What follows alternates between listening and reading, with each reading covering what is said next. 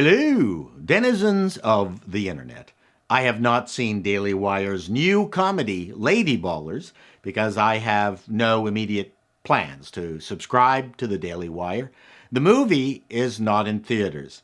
I've seen the trailer, and except for how they wrap the movie up, the premise is pretty clear, I think. If you haven't seen the trailer, basically a sad sack male basketball team decide to identify as women and then proceed to spank the female basketball teams in the league. I think that's it. There seems to be a few clips of other obvious males competing and defeating their female opponents handily in other sports. So is this like Blades of Glory, sorority boys, white chicks? Some like it hot or gentle? Not really, except perhaps for white chicks. Having Marlon Wayans and Sean Wayans dress up as two white girls is societally allowed, but two white girls doing blackface is decidedly not. I bring this up because Lady Ballers has societal implications. I hope I can do justice describing where I think we are with this issue, where I think Lady Ballers fits in the realm of comedy and what the responsibility of comedy is. Let's start with comedy. Technically, nothing should be off limits. An act or a show finds its audience, and it's that audience that is the arbiter of what works or does not, which allows the artist to both entertain and build an act, not outside complainers. Louis C.K. is not going to try out new material at a pro-life luncheon, though I think he would kill there. French comedian Douadan's act was considered so vile that he went to prison for it, yet he packed stadiums. Someone liked his material. Bad comedians do racist jokes. Good comedians don't need to.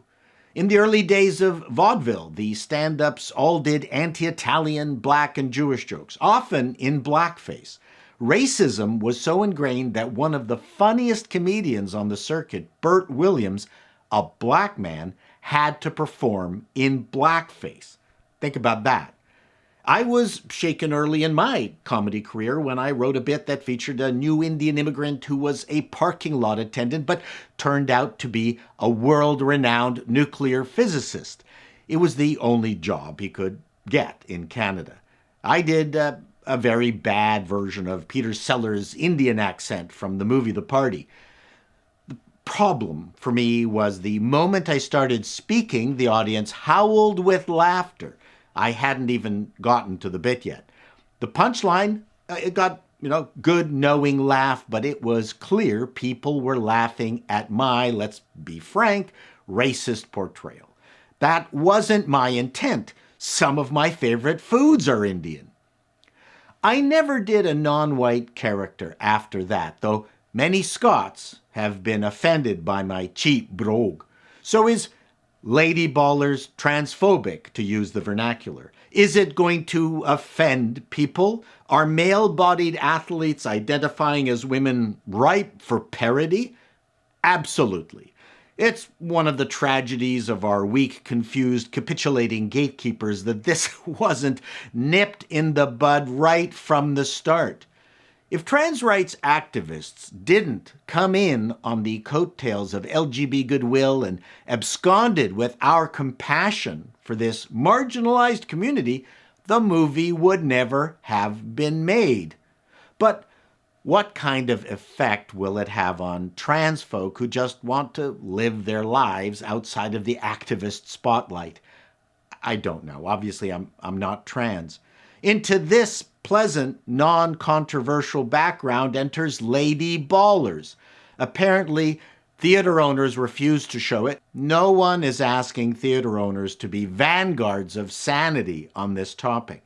They just want to quietly show less controversial movies where people slash each other with knives and heads explode. Based on the trailer alone, I got the sense that the people behind the movie were clearly targeting the absurdity of men playing in women's sports and their enablers and not trans people themselves. Although, look, I haven't seen the movie. although one person's kumquat is another person's orange. So, Jeremy Boring, who produced, directed, and wrote the movie, cast himself and friends and the rest of the Daily Wire family, including that hilarious Matt guy, much like an Adam Sandler movie. It's such a hot politicized topic. The LGBT community has a glorious history of poking fun at itself. Look, I don't know if Lady Ballers is offensive or even any good. The one interesting postscript is that the Daily Wire can provide a home for movies like this, and with actors that have been declared politically persona non grata. Is that a good thing? Only if the Daily Wire output is successful and the movie isn't shitty.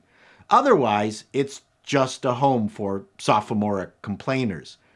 Quite frankly, no one even needs to see Lady Ballers. It is already a success because male-bodied athletes in women's sports is a parody, and more people are realizing that. I worry if the audience is sophisticated enough to separate the joke from an existential threat to people not like them. Is it better for society at large to keep Lady Ballers behind Daily Wire's gated community to not hurt feelings? What do you think? Till next time, denizens, be seeing you.